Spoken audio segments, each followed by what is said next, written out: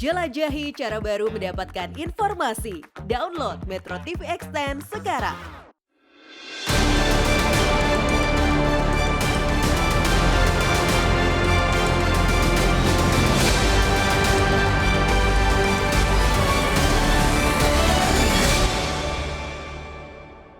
Dipersembahkan oleh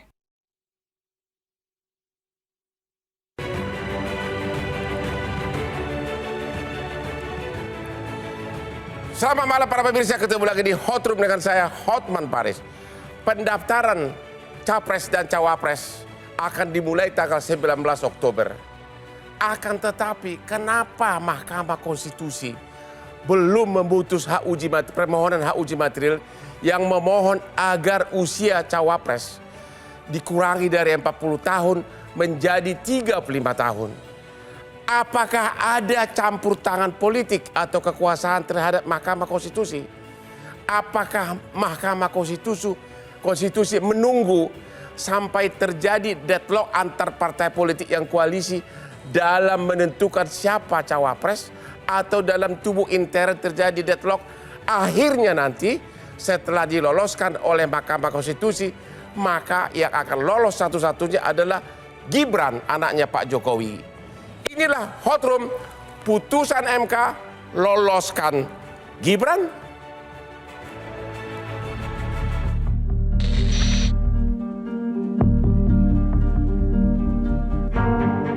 Di Undang-Undang Pemilu sebelumnya, syarat usia capres adalah 35 tahun. Kemudian dinaikkan menjadi 40 tahun. Dan sekarang beramai-ramai mengepung Mahkamah Konstitusi untuk diuji materi diturunkan ke 35 tahun. Konstitusi MK tidak boleh membatalkan sesuatu yang tidak dilarang oleh konstitusi. Nah, kalau itu dipersoalkan, minimal harus 35, maksimal 70. Itu siapa yang boleh menentukan? Bukan MK. Itu open legal policy, artinya harus DPR. Benarkah gugatan batas usia ini diyakini secara luas bertujuan untuk membuka jalan putra sulung Presiden Joko Widodo, Gibran Rakabuming, yang kini berusia 35 tahun? Saya kira bukan rahasia lagi bahwa Mas Gibran adalah salah satu bakal calon wakil presiden. Bagi PDI Perjuangan, peraturan yang ada saat ini, yang berlaku saat ini, itulah yang kita jalankan bersama-sama.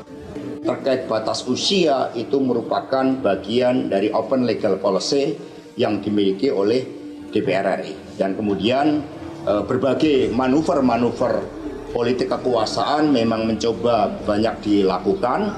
Maka pedoman yang paling elementer di dalam pemilu adalah kita konsisten pada peraturan perundang-undangan yang ada. Hingga kini MK belum memutuskan kapan akan menggelar sidang pembacaan putusan untuk batas usia capres dan cawapres. Meskipun para hakim konstitusi dikabarkan sudah menggelar rapat permusyawaratan untuk menentukan putusan. Akankah MK memutuskan hal ini dalam waktu dekat?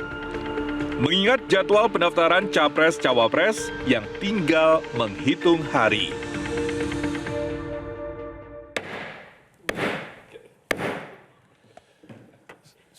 Salah satu kebiasaan Hotman, kenapa selalu sukses melawan orang-orang berdebat, karena white coffee kesayangan Hotman, kopi luwak. Inilah yang membuat saraf Hotman tetap segar dan siap bertarung setiap waktu. White coffee, kopi luwak. Aduh, beda dari semua kopi. Oke, Pak Andre Rosiade. Ya, Pak. Partai Gerindra. Siap. Kalau nanti Mahkamah Konstitusi meloloskan hak uji material mengurangi batas usia cawapres dari 40 tahun menjadi 35 tahun, apakah Gerindra akan langsung meminang Gibran jadi cawapres? Nah, jawab nih Bang ya. Ya. Partai Gerindra ini partai yang taat konstitusi dan aturan yang berlaku. Ya. Dan Partai Gerindra juga sekali lagi menangkap aspirasi dari berbagai pihak. Yaitu apa? Salah satu aspirasinya menginginkan anak muda sebagai subjek politik, bukan lagi objek. Jadi Anda mengatakan aspirasi politik sekarang mengarah agar anak muda, yang muda seperti Gibran. Iya, sebentar Bang. Ini aspirasi. Saya sabar dulu Bang. Ini kan nggak di sidang. Ini kan nggak sidang terdakwa Bang. Sing sabar Bang. Gara-gara minum kopi jadi minum kopi jadi semangat Ya, Bang. Jadi ini aspirasi yang berkembang bahwa anak muda harus bisa menjadi subjek, bukan lagi objek. Itu aspirasi yang berkembang karena bagaimanapun juga pemilih muda adalah mayoritas di 2024. Terus kedua. Tapi Bang, yang ketiga nih. Kami di Koalisi Indonesia Maju yang rata-rata ketua umumnya klien Abang itu yang tadi itu. Itu. Ya Pak Prabowo kan klien beliau puluhan tahun, dekat sama Pak Bang Hotman. Jadi itu akan mengambil keputusan dengan cara musyawarah untuk mufakat, Bang. Jadi nanti ya masing-masing partai tentu mengusulkan. Ada yang mengusulkan nama Mas Gibran, ada yang ngusulin nama Bang Erik, ada yang ngusulin nama Pak Erlangga, ada yang ngusulin nama Bu Khofifah dan yang lain-lain. Arahnya kemana menurut penilaian Anda? Arahnya, coba bocoran dong, arahnya kemana? Lebih menonjol Gibran atau Erik atau siapa? Nah, arahnya nanti diputuskan secara kolektif, kolegial dengan cara musyawarah untuk mufakat dari Pak Prabowo bersama ketua umum partai pendukung dan pengusung. Itu yang bisa saya bocorkan sama Bang. Cuma jawaban umum itu Bang. Itu. Nah, itu. Jadi Anda nggak bisa mengatakan yang menonjol itu siapa? Ya, kan yang menonjol maksud saya dari segi keputusan partai arahnya yang kemana? menonjol kan jelas. PAN menyebut nama Erick Thohir. Golkar menyebut namanya Pak Erlangga. Lalu PBB menyebut nama Prof Yusril dan Gibran. Lalu juga ada teman-teman yang mengusulkan nama Bu Khofifah. Itu yang ada. Jadi belum ada jawaban. Kalau gitu kita tanya kepada Bapak Kapitra, politisi PDIP. Kapitra Ampera, politisi PDIP melalui Zoom. Pak Kapitra, apakah dalam rakernas PDIP kemarin Pak Gibran ada pamit atau minta izin untuk menjadi cawapres dari Gerindra? Silakan. Pak Hotman, sebelum saya jawab saya mau jelaskan dua hal. Pertama, PDI Perjuangan partai yang major reintrik. Partai PDI Perjuangan telah melewati gelombang badai maupun tsunami politik. Mulai dari era represif sampai hari ini PDIP survive menjadi partai PDIP Perjuangan menjadi partai pemenang pemilu maupun partai yang selalu menunjukkan identitas yang jelas. Partai Perjuangan itu partai petarung, bukan partai pecundang. Yang kedua, kader PDIP itu adalah kader ideologis dan sangat loyal kepada partainya. Karena bukan kader pragmatis dan oportunis. Karena apa? Karena PDIP mempunyai cita-cita besar, yaitu menjadikan uang cilik menjadi uang besar. Sehingga kader-kader PDIP itu tidak gampang diiming oleh kekuasaan yang lain. Oke, kalau gitu coba to the point. Apakah Gibran sudah ada indikasi minta izin kepada PDIP bakal masuk ke Partai Gerindra sebagai cawapres atau gimana? Ya, saya ingin jelaskan Bang Hotman. Kalau kader PDIP diminati oleh partai lain, kami senang saja dan bangga karena PDIP itu dicintai oleh partai politik awam maupun lawan, sehingga kader-kadernya begitu banyak diminati. Tetapi kader PDIP tidak akan pernah keluar dari fatsun, dari rules yang telah ditetapkan oleh konstitusi partai. Jadi kalau orang ingin meminang, ada pertanyaan. Itu boleh saja. Sekarang ini para pemilih suka ke generasi muda seperti Gibran. Dan kalau Gibran maju berarti karena para pemilih ini kan banyak dari generasi muda. Belum lagi dengan predikat dia adalah anak Jokowi.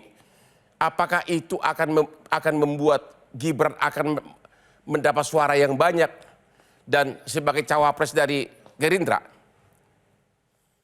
Generasi muda keberadaan Gibran sebagai kader dan anak muda itu juga memberikan kontribusi kepada PDIP dan justru menguatkan PDIP. Kalau menyeberang ke Gerindra kan, kalau menyeberang ke Gerindra kan malah bisa berakibat fatal bagi PDIP. Ya, itu framing isu yang dibuat untuk trading politik, ya. Dan kita easy going aja menyikapi dia begitu. Yang buat siapa? Apakah Pak Andre Rosiani? Yang buat siapa framing politik? Saya tidak tunjuk. Framing politik, framing isu itu sengaja dianalisis untuk sebenarnya ingin merebut ya kader-kader PDI agar bisa menguatkan kader-kader partai lain. Bagi kami sangat happy dengan hal-hal seperti itu karena apa? Pertama, kami tahu loyalitas kader PDIP. Kedua, kami senang bahwa kami adalah gravitasi politik Indonesia, sehingga orang banyak datang dan terpengaruh oleh putaran-putaran kebijakan politik di PDIP. Dan kami sangat happiness melihat situasi seperti ini. Siapapun partai manapun lah yang menginginkan hal-hal itu. Jadi bagi kami tidak ada yang mengkhawatirkan. Kapan PDIP akan membuat keputusan siapa cawapres? Apakah sudah? Apakah Puan atau siapa? PDIP Ketua Umum telah mengantongi siapa cawapres Ganjar Pranowo. Makanya begini, kami senang dengan kompetisi seperti ini, bahwa yang ikut juga orang-orang hebat, tetapi PDIP adalah orang-orang terlatih yang memenangkan setiap pertarungan.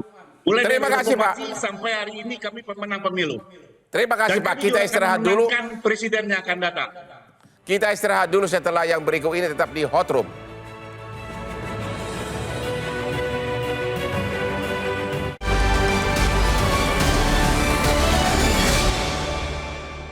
Dipersembahkan oleh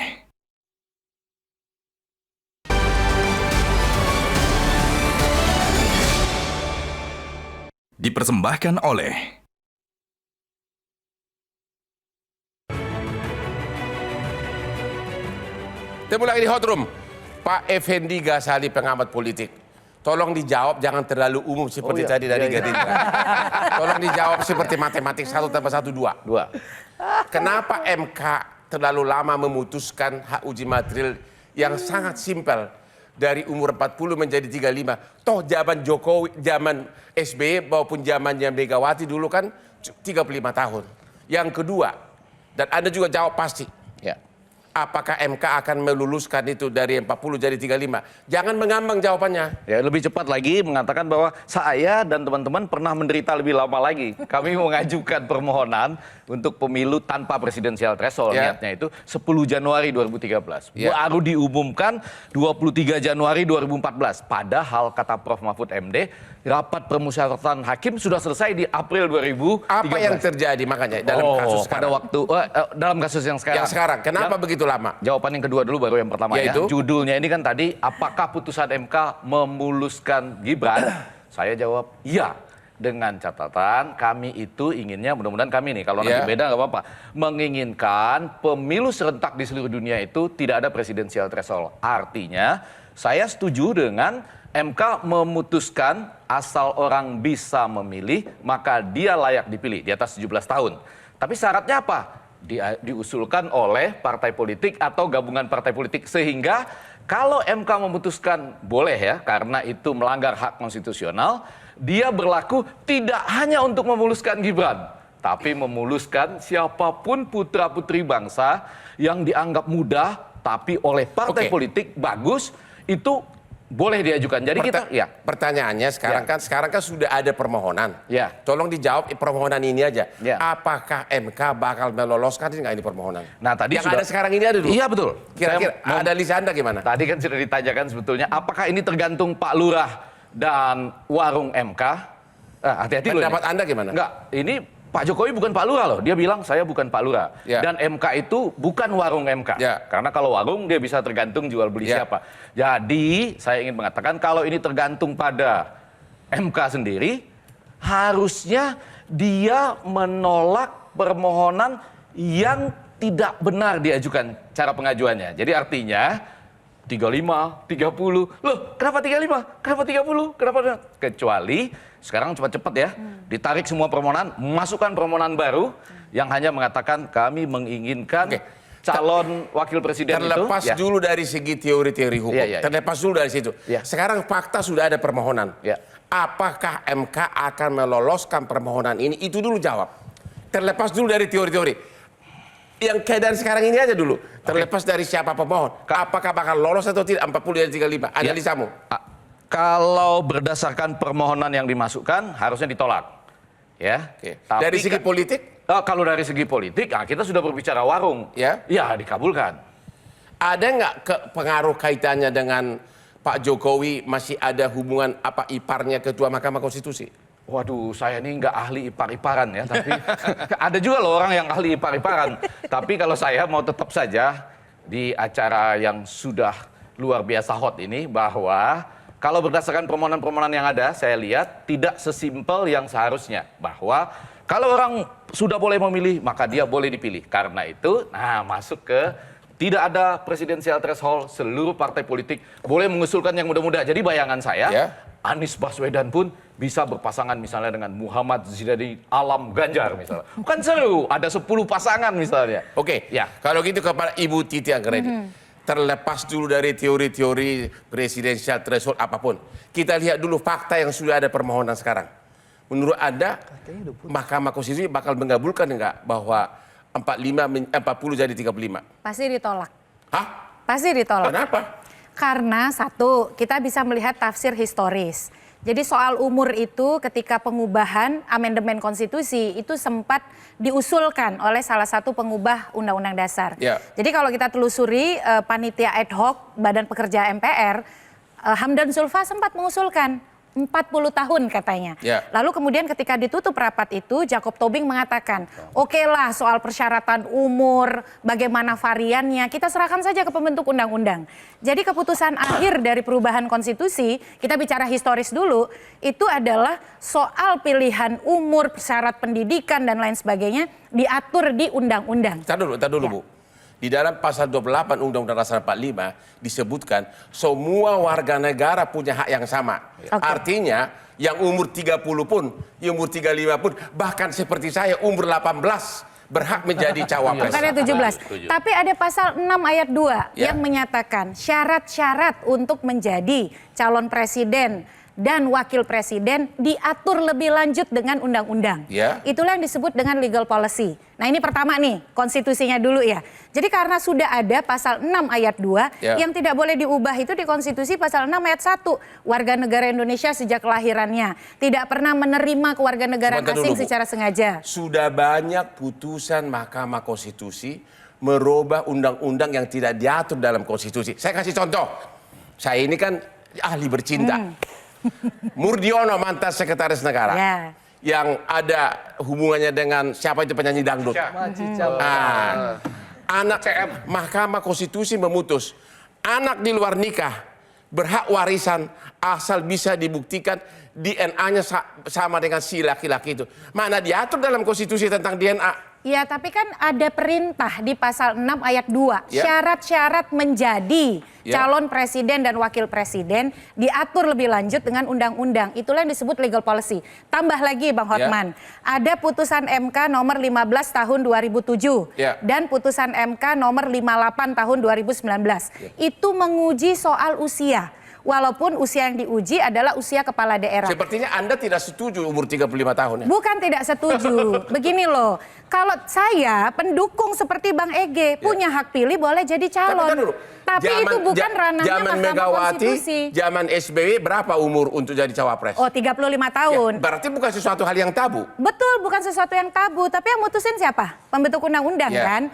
Jadi kalau saya itu, kalau kita memutus 35, nanti yang 21 bisa bilang, itu juga diskriminatif. Jadi caleg umur 21. Kenapa jadi presiden harus 35? Yang 30 juga bilang hal yang sama. Makanya, karena angka itu sifatnya tidak tunggal, dia serahkan kepada pembentuk undang-undang. Tapi Mahkamah Konstitusi menyatakan, Mahkamah itu di putusan yang tadi saya sudah sebut, 58/2019 bilang, soal umur itu adalah legal policy pembentuk undang-undang. Terlepas dari normatif dulu. Terlepas dari normatif. secara politis arah putusan MK kemana? Ya kalau saya sih... Secara politis analisa pribadi saudara? Ya kalau merujuk kepada dinamika yang ada sekarang karena kekuatan terbelah, belajar dari sistem pemilu, ya menurut saya ditolak. Ditolak? Ditolak. Apa benar Pak Kodari? Yakin Anda bakal ditolak itu bahwa 40 jadi 35 tahun cawapres? Pertama, kita ini sebetulnya berbicara terlalu jauh. Harusnya di tempat ini ada pemohon. Untuk diketahui bahwa permohonan ini sebetulnya bukan satu pihak saja. Ya, tetapi sekarang. ada 9. Ada 9. Ada 9 begitu. Nah, jangan-jangan Pak belum tentu Andre juga, yang Bang. memotorin itu. Belum tentu, Bang. Di belakang. Setiap pemohon itu punya argumentasi dan alasan yang sama. Begitu. Karena itu sebetulnya menurut saya setiap permohonan ini akan diurus satu-satu, disidangkan satu-satu. Dan karena itu ya kalaupun misalnya meleset atau tidak berhasil di satu permohonan, bisa saja diterima permohonan yang lain. Saya udah cek tuh secara singkat. Ada yang mohon agar usianya turun dari 40 jadi 35. Satu. Ada yang mohon agar 40 boleh, tetapi sudah berpengalaman dalam pemerintahan. 3, itu 2 tadi ya. 3, ada yang meminta usia jadi 25. Kemudian ada juga yang minta usia menjadi 21. Bahkan di ruangan ini, ya, menurut saya kita mendengarkan satu argumentasi lagi. Betul. Apa itu? Meminta agar 17 tahun dari Effendi Ghazali dan Titi Anggraini. Cuman mereka nggak majukan permohonan. Mereka tadi mengatakan bahwa kalau boleh memilih, berhak juga untuk dipilih. Berarti sebetulnya usia 17. Terlepas dari itu semua, Anda pribadi melihat MK bakal mutus. Kalau menurut saya akan dikabulkan. Akan dikabulkan. Akan dikabulkan. Karena apa? Sederhana saja. Seseorang itu kalau sudah dianggap dewasa, berarti cara berpikir sudah oke, maka dia berhak memimpin, begitu loh. Dia berhak memimpin. Nah, masalah bahwa kemudian ada banyak undang-undang mengatur sekian banyak umur, itu kesalahan pembuat undang-undang. Justru disitulah kemudian kita membutuhkan Mahkamah Konstitusi. Bang, Mahkamah Konstitusi. Sebentar. Jangan dipotong hak konstitusional saya. Saya malah mau Jadi begini. Jadi Mahkamah Konstitusi itu ada untuk tempat kita mengadu, memohon apabila ada hak konstitusi kita yang dilanggar oleh pembuat undang-undang. Nah, saya ambil satu contoh. Herman Safar, wali kota Bukit Tinggi, usia 37. Kemudian Pandu Kesuma, wakil bupati Lampung Selatan, usia 35. Nah, mereka ini kan kalau mau jadi wakil presiden, usia nggak bisa karena dibatasi oleh undang-undang gitu loh. Jadi untuk orang-orang seperti Herman Safar, orang-orang seperti Pandu Kesuma, hak konstitusionalnya dihalangi oleh undang-undang, oleh pembuat undang-undang, maka mengadulah dia ke Mahkamah Konstitusi. Oke, jadi Anda berpendapat bahwa memohon 40 jadi 35 itu adalah hak konstitusi. Betul. Yang kedua, Anda yakin bakal dikabulkan oleh Mahkamah Konstitusi? Sangat yakin, lebih daripada Kita ketemu lagi setelah yang berikut ini.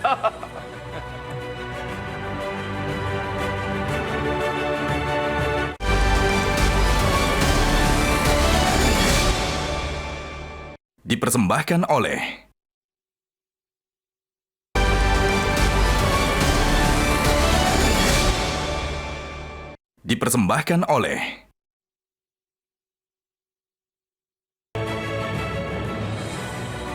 Ketemu lagi di Hot Room. Dari tadi narasumber ini nggak ada yang punya nyali karena dia belum minum kopi kesayangan saya. White kopi, luwak kopi. Kalau mereka minum kopi ini, mereka akan punya nyali. Dari tadi jawabannya mengambang. Punya nyali kita. Jangan ditolak, Bang. Ini pertanyaan saya, benar nggak dia? Sesudah saya minum kopi, sekarang saya akan nanya. Dan tolong jangan dijawab mengambang. Ya, Mak, ya. Pertanyaan saya sama Effendi Ghazali sama Ibu Titi.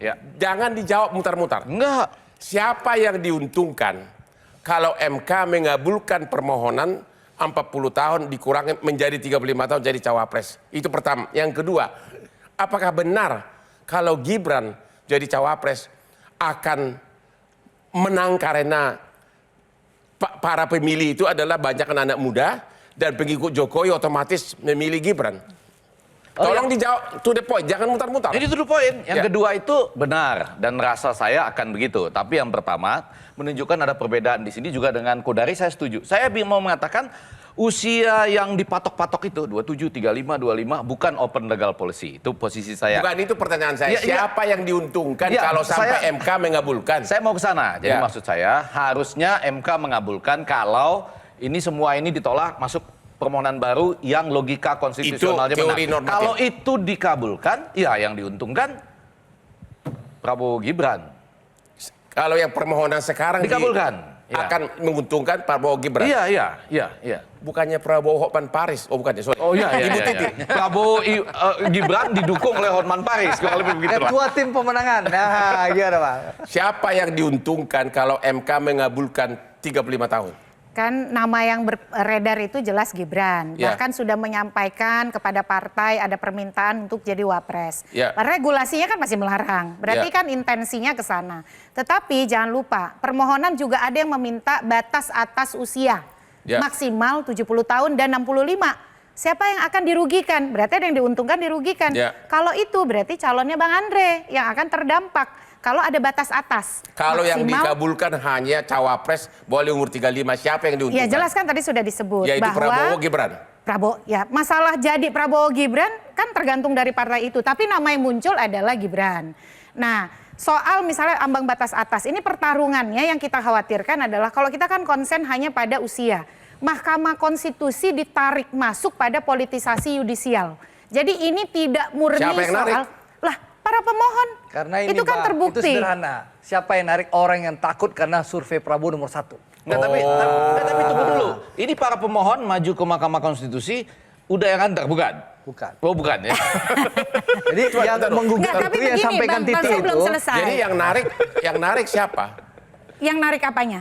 Mahkamah Konstitusi masuk ke politik Ya para praktis. pemohon dan terkait dengan dinamika politik praktis Di belakang kita para hari pemohon ini. siapa? Nah itu tadi Misalnya saya tanyakan, siapa yang nganterin mereka Betul. ke Nah MK? termasuk ada juga yang meminta misalnya agar persyaratan menjadi capres-cawapres itu adalah belum pernah menjadi calon lebih dari 2 kali. Ya. Nah itu maksudnya kan apa? Akhirnya ada yang dipicu lain karena permohonan soal usia 35 ini menyenggol-nyenggol Gibran. Akhirnya ada calon lain juga kan yang ikut kesenggol. Mahkamah Konstitusi masuk pusaran yang kita sebut bukan hanya menjadi penyelesai masalah-masalah konstitusi, tapi juga terdampak Kalau politisasi sampai yudisial. Mahkamah Konstitusi mengabulkan menjadi 35 tahun, apa keuntungannya bagi Jokowi? Ya kan anaknya bisa jadi cawapres. Oh begitu. Benar itu Pak Kodori? Iya. Kalau sampai dikabulkan, apakah ini Sebetulnya menguntungkan Jokowi? pertama yang diuntungkan tentu adalah anak-anak muda ya yang pada hari ini menjadi pejabat publik. Ya. Begini, ini ada konteks juga Bang Hotman. Bahwa pada hari ini ada banyak anak muda yang menjadi bupati, wali kota, gubernur. Itu sesuatu presiden yang mungkin tidak terduga juga sebetulnya oleh partai politik dan para pembuat undang-undang begitu. Karena ini sesuatu fenomena yang baru ya sesuai dengan zamannya. Nah, kalau bicara Pilpres, maka yang diuntungkan itu adalah Prabowo dan Hotman Paris. Kok jadi gue? Loh, karena kalau Prabowo untung, Hotman Paris pasti untung kan? Hah? Kalau Prabowo untung, Hotman Paris pasti untung kan ya? Kalau gue jadi pengacaranya terus. Nah, sebenarnya begini, kita ini sebetulnya agak melangkah terlalu jauh. Ya, karena apa? Gibran, kalaupun misalnya dikabulkan permohonan itu, belum tentu juga mau maju. Belum tentu maju loh. Menurut Anda? Belum tentu maju loh ya. Belum tentu maju. Yang jadi cawapres siapa? Erik atau Gibran?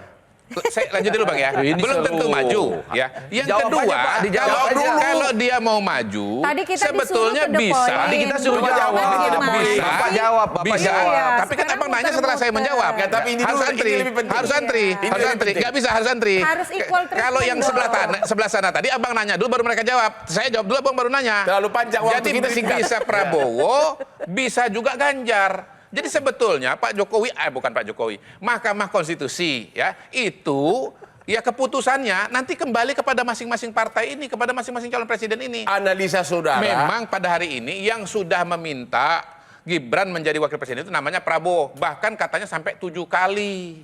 Jadi Prabowo minta begitu? Prabowo minta kepada 7 kali? Pak Jokowi. 7 kali? Ya, Pak Jokowinya nggak mau, nolak. 7 kali tapi. Ada informasi 5 kali, ada informasi 7 kali. Pak Prabowo ngomong sama Pak Jokowi, Pak saya minta Gibran jadi calon wakil presiden. Pak Jokowinya nolak. Tapi kan reputasi Pak Erik lagi bagus-bagusnya sekarang. Ya, begini, Bang, kalau kita bicara calon wakil presiden untuk Prabowo, sebetulnya Gibran bagus, ya. Erick Thohir bagus, ya. Khofifah bagus, ya. Semua yang menambah suara bagus. Tapi memang pada hari ini kolam suara paling besar di Republik Indonesia itu namanya pendukung Jokowi. Karena approval rating kepada Pak Jokowi 80%. Oh, begitu. Sehingga kalau ada Gibran di salah satu calon presiden, maka kemudian aura Jokowi itu, para pendukung Jokowi ini bisa lari ke sana. Kapitra Ampera dari Partai PDIP, apakah Anda setuju kalau sampai Gibran maju bakal kalah PDIP? Hormat, PDIP itu partai yang paling siap dalam segala dinamika politik. Saya khawatir bahwa banyak orang akan kecewa meskipun apapun putusan Mahkamah Konstitusi itu, Gibran tetap adalah kader PDIP dan tetap bersama PDIP. Harapan-harapan orang ingin mencoba mengambil paksa. Pendapat Bapak kan realistis kalau sampai dia diusulkan jadi cawapres, masa dia bertahan di PDIP? Enakan jadi cawapres lah, Pak. Jadi begini, Pak, itu kalau Bang Hotman, kader itu punya loyalitas yang tinggi, ya, punya ideologi. Jadi kader PDI itu bukan oportunis, ya. Jadi berbeda dengan kader-kader partai politik. Ya, bukan pragmatis. Andre Rosiade, menurut Anda Andre Rosiade ini oportunitis. Bagi PDIP adalah bahwa hari ini kader PDIP diperebutkan. Itu sudah voting point buat PDIP. Sehingga PDIP hanya melihat apa yang dimimpikan bahwa kader PDI akan diambil untuk partai lain, itu tidak akan pernah terjadi. Jadi apapun putusan Mahkamah Konstitusi itu, ya pasti saya yakinkan Bang Hotman bahwa Gibran akan tetap bersama dengan PDIP. Kecuali kalau Gibran dipasangkan dengan Ganjar, kemungkinan itu akan diterima. Tapi kalau di luar itu saya yakin tidak akan pernah ada itu keinginan calon presiden yang lain saja. Ya, tapi kita banggalah bahwa PDIP adalah epicentrum politik Indonesia hari ini. Ini kan bukan mustahil menjadi presiden politik yang baru. Ya. Seperti misalnya Partai Golkar. Ada tokohnya dua maju sebagai calon presiden wakil presiden. Dulu pernah Bang, Golkar mengajukan Pak Wiranto calon presiden dan Yusuf Kala sebagai calon wakil presiden. Begitu. Nah, bisa saja sekarang misalnya calon presidennya Ganjar Pranowo. Tapi kemudian Gibran maju sebagai wakilnya Prabowo. Gitu. Kalau misalnya Prabowo menang, Gibran masih PDI Perjuangan. Nah, kalau masalahnya apakah PDI Perjuangan nanti akan memecat Gibran atau tidak kalau betul-betul menjadi wakilnya Prabowo Subianto? Ya, menurut Anda? Menurut saya itu kan matematik jawabannya 1 tambah 1 menurut sama saya, 2. Kan kalau mengacu pada track record ke belakang ini akan dipecat. Ya. Tetapi kan saya bilang tadi bisa jadi ada presiden baru di mana Gibran tidak dipecat. Semua banyak orang berpendapat kalau Gibran maju dia akan membawa aura dari Jokowi, sehingga semua pengikut Jokowi akan memilih Gibran. Kalau dia jadi wapresnya Prabowo, Anda setuju dengan itu dari Gerindra? Ya, analisis yang disampaikan Bang Kodari itu masuk akal. Ya. Dalam arti kata, tapi sekali lagi kan ini terbentur konstitusi, Bang. Kalau lupakan dulu konstitusi. Nah, masalahnya kalau gol. Abang dokter hukum masalahnya. Kalau kan kita harus hati-hati gitu. Kalau gol. Oh, kalau gol. Ya. Jadi kalau gol tentu peluang Mas Gibran ada untuk dibicarakan dalam rapat musyawarah mufakat. Setuju nggak Anda bahwa kalau Gibran sampai cawapresnya Prabowo, maka seluruh pengikut dari Jokowi akan memilih Prabowo Gibran? Anda setuju? Kalau seluruh pengikut Pak Jokowi, kita lihat hasil survei, Bang. Tapi kalau kemungkinan Pak Prabowo dan Mas Gibran bersatu, kalau MK memutuskan boleh, lalu akhirnya kolektif kolegial dari musyawarah mufakat kami memutuskan Mas Gibran sebagai cawapres, ya mungkin saja bisa pendukung Pak Jokowi mayoritas akan mendukung Prabowo Gibran. Pak Effendi Ghazali, Pak Anggreni, pertanyaan yang sama. Apakah Anda setuju bahwa kalau Gibran maju jadi cawapresnya Prabowo, maka otomatis seluruh pendukung pendukung Jokowi akan memilih Prabowo Gibran dan bakal keluar sebagai pemenang? Anda sependapat? Menurut hasil riset demikian, tapi tidak seluruh. Dalam porsi yang cukup besar. Tapi bagi akademisi, kami selalu mengkhawatirkan, ini belum tentu terjadi berdasarkan teori, bukan seluruh pendukung Jokowi, tetapi aparatur negara dan aparatur pelaksana pemilu akan ikutan. Itu teori loh itu. Karena ada dinasti politik. Ini walaupun orang gampang menuduh, tapi akademisi wajib menyatakan. Jadi ada porsi pendukung yang katakanlah cukup besar untuk memberikan suara ke sana. Saya bukan ahli politik, saya ingin masuknya di aspek hukum saja. Kalau kita bicara seolah-olah ini untuk politik anak muda, Ini semua utopia. Utopianya kenapa? Salurannya udah dihambat kok, yang bisa 20% kursi, 25% suara sah. Jadi kalau mau bicara politik anak muda, bicaranya harus dari hulu, kasih keran yang sebesar-besarnya. Ya kan kita bicara bagaimana menata konstitusi. Kan kita pendekatan konstitusi gitu. Sudah ada permohonan, jawabannya tinggal yes or no. Iya kan sudah ada permohonan MK. Nah tadi kan sudah dijawab oleh para ahli Anda politik. setuju bakal menguntungkan Gibran kalau sampai situasi politik praktisnya kan hari ini mengarah pada nama tersebut. Terima kasih, kita istirahat lagi. Mengarah kepada nama tersebut.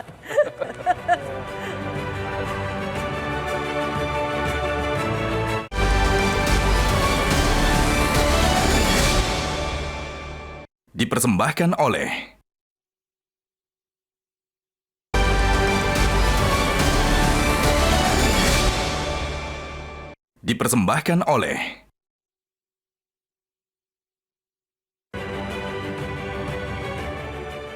Temu lagi di Hot Room. Pertanyaan di segmen terakhir. Apakah lamanya putusan MK ini ada terselubung pesan politik? Apakah ini memang untuk melanggengkan kekuasaannya Pak Jokowi atau hanya sekedar untuk memenangkan Pilpres? Kalau saya nggak tahu ya Bang, karena itu ranah kan dari Hakim MK. Ya. Kenapa mereka lama memutuskan. Ya. Tapi yang jelas, saya rasa melanggengkan kekuasaan Pak Jokowi tidak mungkin. Ya. Karena periode Pak Jokowi akan berakhir di 20 Oktober 2024. Tapi kan diganti dengan anak. Nah, itu hal yang berbeda Pak. Oke. Karena sekali lagi, kalaupun Mas Gibran maju dalam kontestasi Pilpres nanti kan bisa menang, bisa kalah. Ya.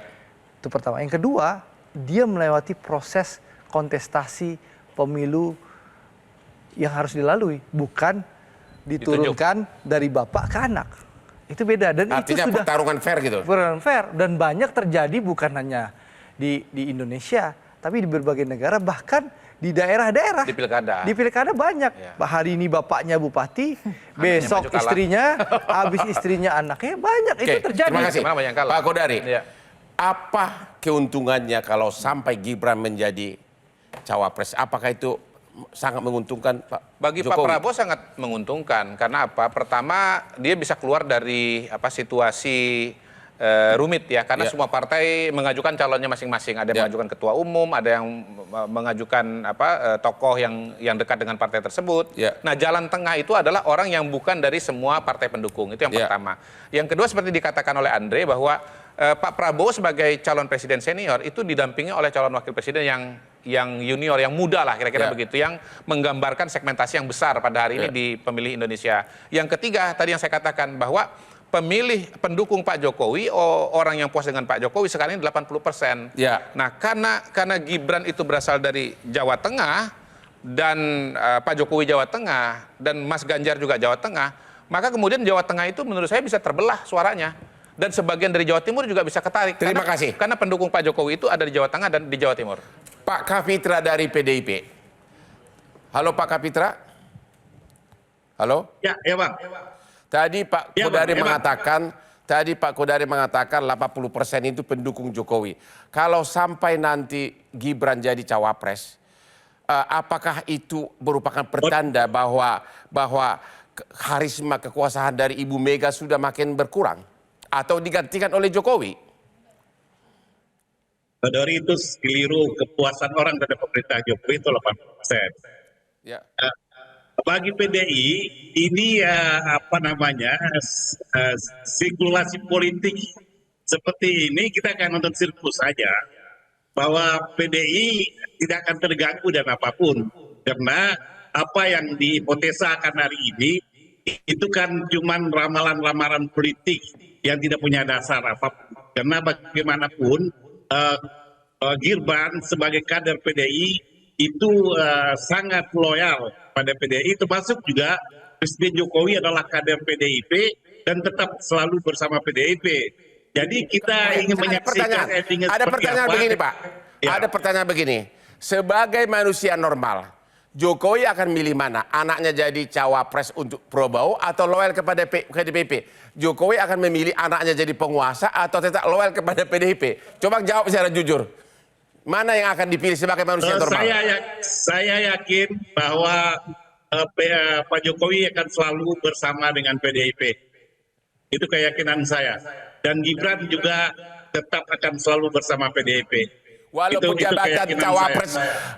jabatan cawapres mungkin nantinya menganga menunggu mahkota tahta. Masa setia kepada PDIP selamanya, yang benar aja dong. Walaupun langit akan runtuh di kepala Bang Hotman, Gibran dan PDIP dan Pak Jokowi akan selalu bersama dengan PDIP. Wow. Itu jelas. Gimana nih? Anda, Effendi Ghazali, Anda kan pengamat politik. Banyak unsur ilmiahnya. Pendapat Pak Fitra itu masuk di akal atau itu hanya... Saya pengamat komunikasi politik. Tapi pendapatnya itu sangat ilmiah. Saya ingin mengatakan yang paling membuat orang menderita itu adalah menonton sirkus yang sedang bermain, tapi tidak bisa mempengaruhi sirkus tersebut. Terus? Ya itu jadi menderita.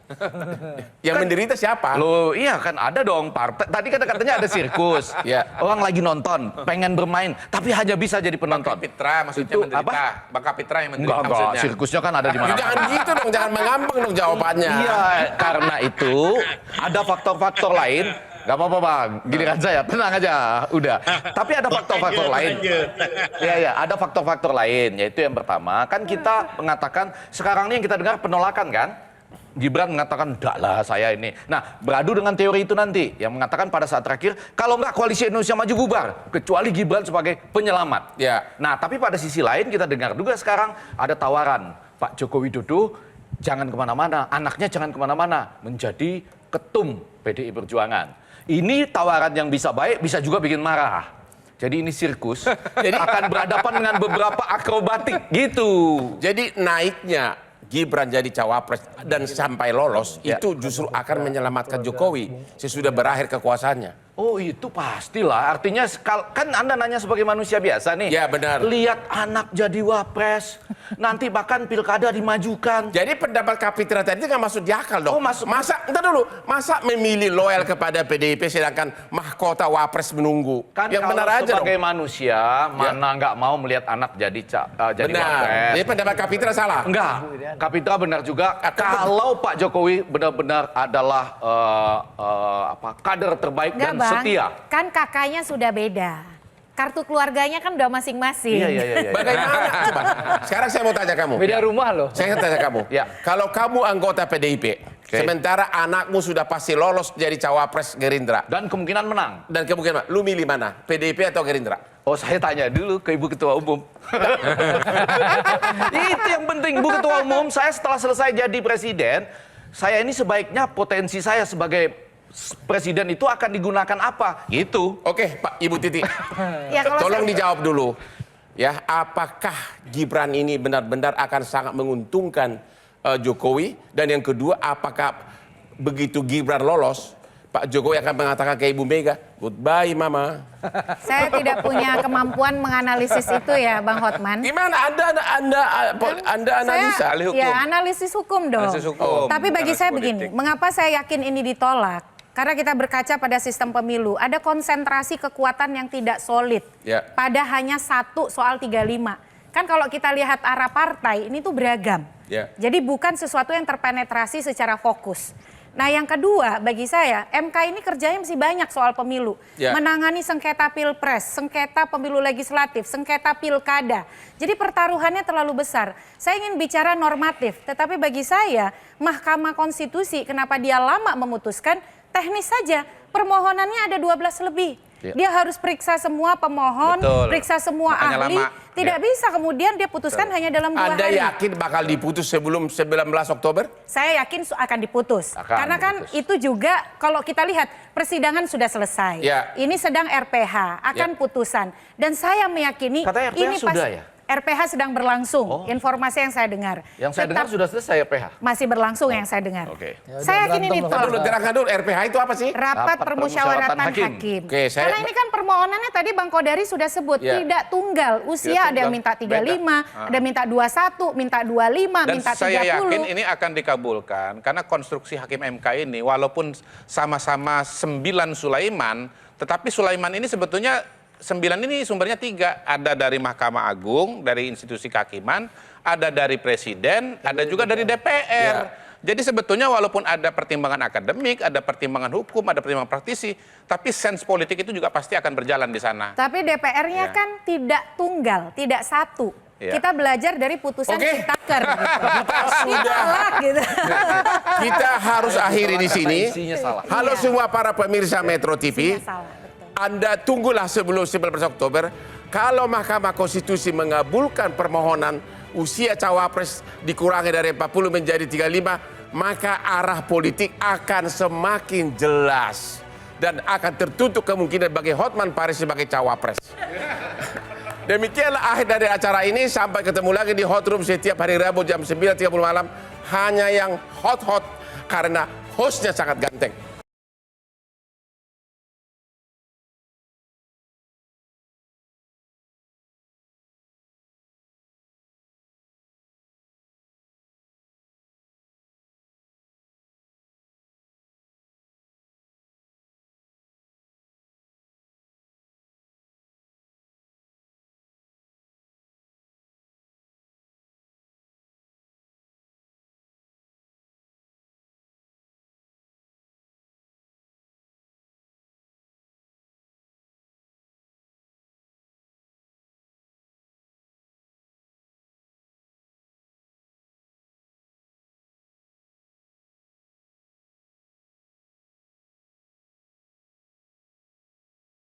Cara mudah mendapatkan informasi dengan satu sentuhan jari. Download Metro TV Extend.